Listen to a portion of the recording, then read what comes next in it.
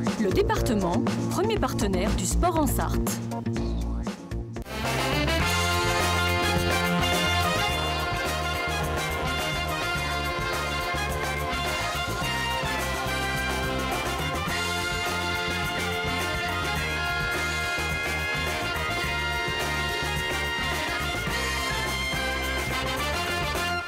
Bonsoir à toutes et bonsoir à tous, très heureux de vous retrouver sur le plateau d'LMTV pour cette nouvelle émission de Totalement Foot. On est ensemble pendant une petite demi-heure, on aura l'occasion de parler de toute l'actualité.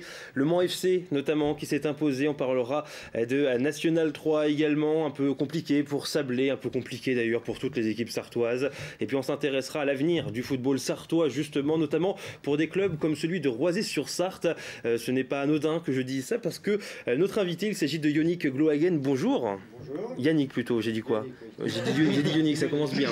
Non mais c'est un mélange de beaucoup de choses finalement.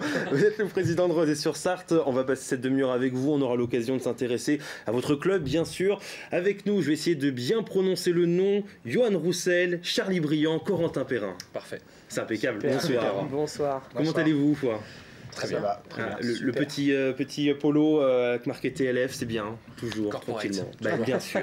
Voilà, n'hésitez pas d'ailleurs à nous suivre sur les réseaux sociaux. On débute cette émission, maintenant on va parler du Mans FC.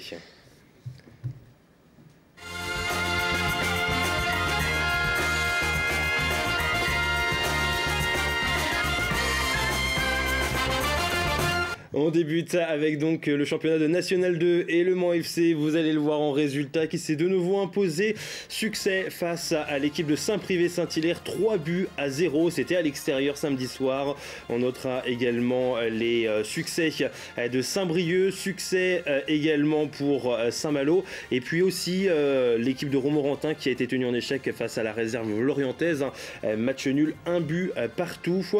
Le Mans qui se rapproche de plus en plus de la montée, Corentin.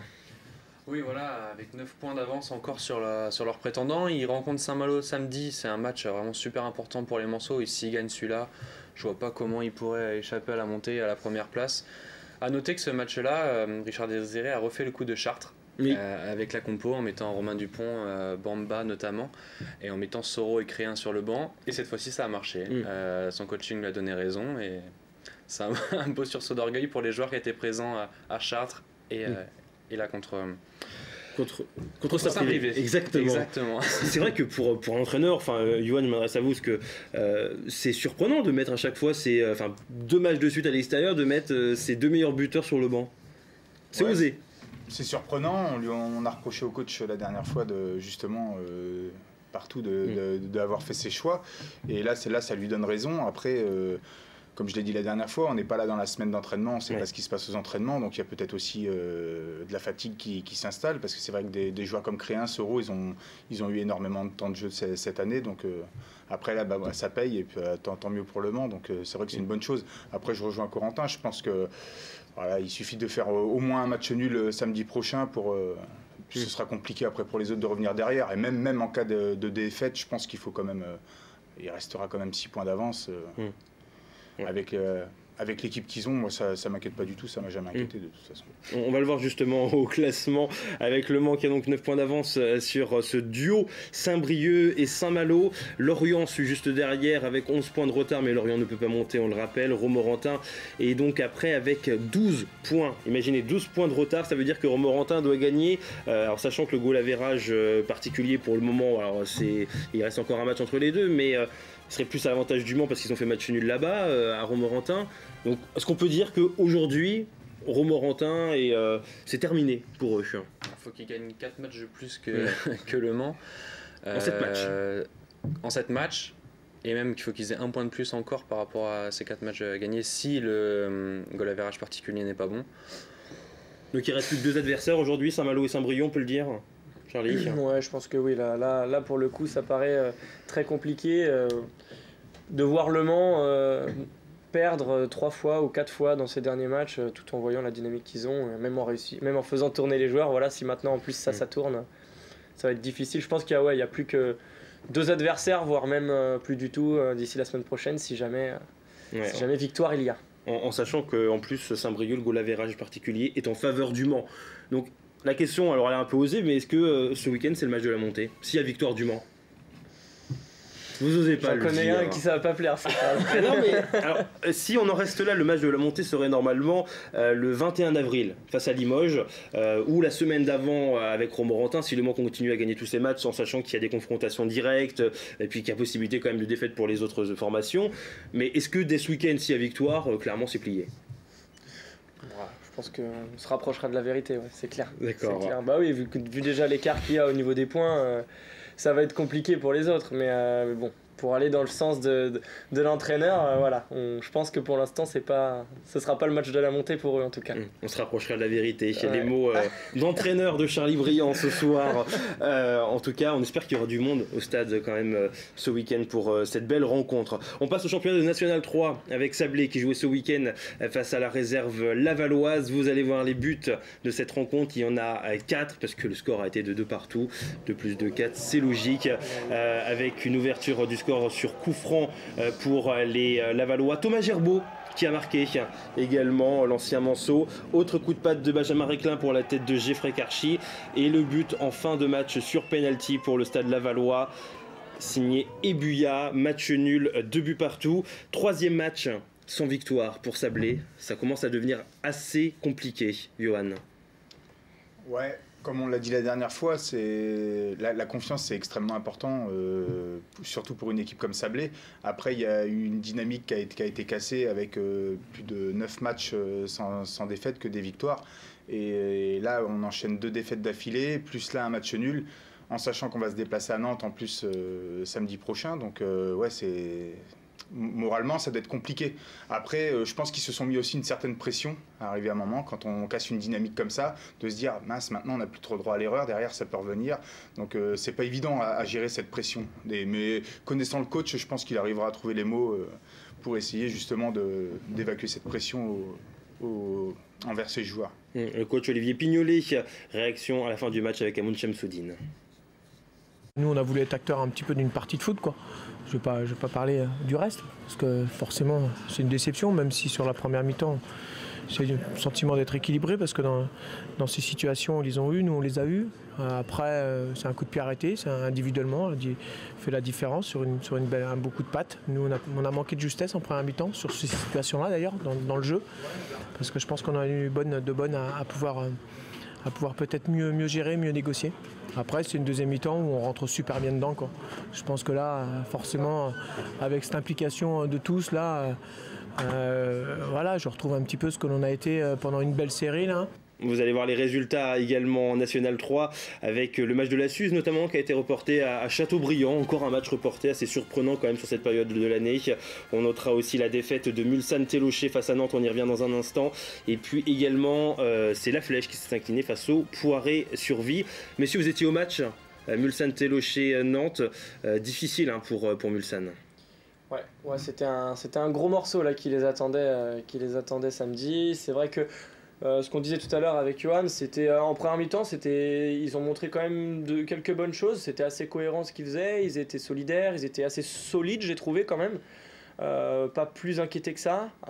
Ils avaient quand même un sacré monstre devant, la personne de Sigthorsson, islandais là, qui a fait l'Euro quand même et qui se retrouvait là. Qui sera sans doute à Coupe du Monde Euro. C'est clair. Et non, c'est vrai que ça, il pesait énormément, mais c'était compliqué. C'était compliqué physiquement, c'était compliqué tactiquement. Nantes qui était très bien en place, qui avait deux très bons joueurs à toutes les lignes. Et non, dès qu'ils mettaient un peu de rythme, qu'ils arrivaient à se trouver entre les lignes, c'était j'ai envie de dire, malheureusement pour Mulsanne, assez simple pour eux en fait d'aller devant le but et d'être très très dangereux. Donc voilà, ça n'enlève en rien leur première mi-temps. Après, j'ai trouvé que c'était un petit peu plus compliqué sur la deuxième mi-temps où ils se sont fait un petit peu manger dans différents compartiments de jeu. Et là, voilà, ils ont craqué aussi, je pense, un peu physiquement sur la deuxième mi-temps. On va voir au classement également Mulsanne qui sombre un petit peu, il faut bien le reconnaître dans ce championnat. Sablé qui reste en tête, vous allez le voir dans un instant, avec 2 points d'avance par rapport à Nantes. Et puis dans le bas du classement, donc on retrouve Mulsanne Télocher, La Flèche et la Suze. Mulsanne qui a 4 points de retard par rapport à la réserve de Changé. Et puis juste devant, il y a aussi les Herbiers. Assez délicat en ce moment, ce qui nous a fait poser une question, savoir si ces 3 clubs-là, si on a finalement malheureusement le trio qui va, j'allais dire le trio gagnant, mais plutôt le trio perdant de cette saison. Est-ce que Mulsanne, la Suze et la Flèche vont descendre? Vous allez le voir le sondage avec une réponse. Alors, surprenante ou non, oui à 61% et puis également non à 39%. Est-ce que vous êtes surpris, messieurs? Est-ce que selon vous, on a le trio perdant? Je vais rester sur cette analyse. Moi j'ai répondu non parce que j'ai encore envie d'y croire, notamment pour Mulsanne qui reçoit les Herbiers la semaine prochaine. C'est un match super important pour eux, ils reviendraient à seulement 2 points des Herbiers, donc rien ne serait joué. Voilà, j'ose espérer que non, le trio perdant ne sera pas sartois. Mais c'est vraiment... Yohan Roussel. Je suis dans la même position que Corentin, je leur souhaite de se maintenir, mais après... En étant réaliste. En étant réaliste, moi, depuis le début de saison, on l'avait tous dit que ce serait compliqué, on va pas revenir dessus, mais en termes de budget, en termes d'infrastructure, c'est là qu'on voit la différence de niveau. On est quand même, nous, la Ligue du Maine, une toute petite ligue, donc après, moi, ça me surprend pas plus que ça de les voir là au classement.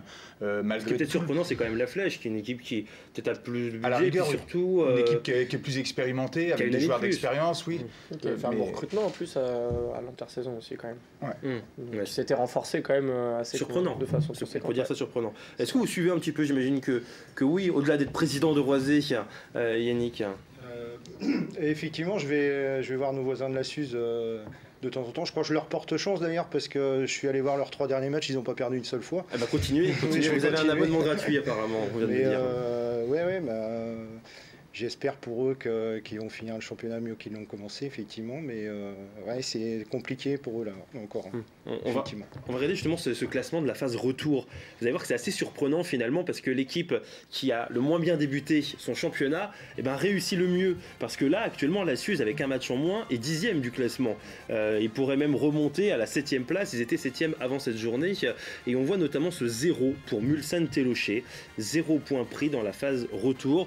Et si on fait un peu le comparatif d'il y a quelques temps à maintenant, vous allez le voir, c'était au moment de la 13e journée, le classement où Sablé était leader, Sablé reste leader, Mulsanne était 7e.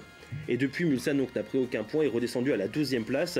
Et on a aussi mis nos amis mayennais de changer 53. Et on voit notamment que la Flèche, il n'y avait pas énormément de points de retard, il n'y avait que 3 points. Et cet écart-là est passé quand même à 6 points. C'est assez impressionnant, très très peu de journées, Charlie. Ouais, comme quoi, c'est aussi peut-être là le domaine où il va falloir essayer d'être plus performant. Il y a peut-être les organismes en fin de saison. Il y a beaucoup de jeunes joueurs dans ces équipes-là. On l'a vu, moi j'ai vu encore ce week-end avec Mulsanne qu'il y avait quelques jeunes joueurs sur le banc.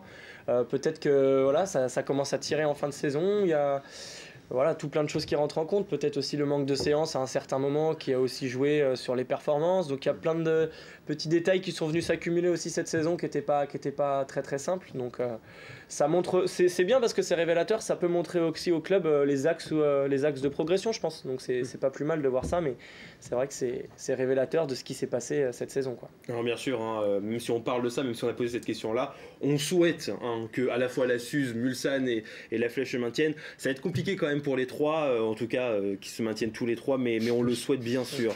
Dans un instant, on parlera de DH, on parlera également de l'avenir du football sartois, notamment pour des équipes comme Rozay-sur-Sarthe, comme la vôtre, Yannick. Et puis il y aura un quiz en fin d'émission parce que voilà, pour faire plaisir à Corentin Perrin notamment, ça sera pour la seconde partie. À tout de suite.